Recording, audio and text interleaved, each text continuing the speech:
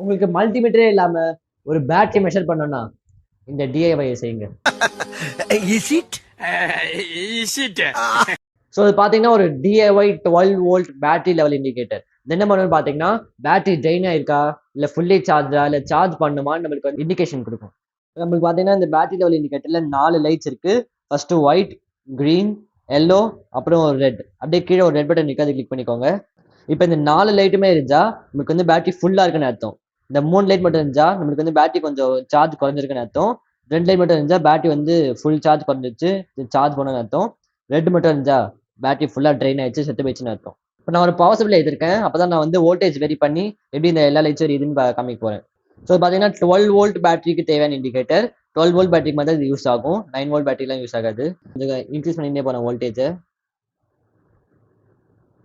So உங்களுக்கும் இந்த 12 volt battery level indicator பண்ணோம்னா ஸ்க்ரீன்ல வந்து நான் ஒரு சர்க்யூட் டயக்ராம் போட்டிருக்கேன். அது வேணா ஸ்கிரீன்ஷாட் எடுத்துக்கோங்க.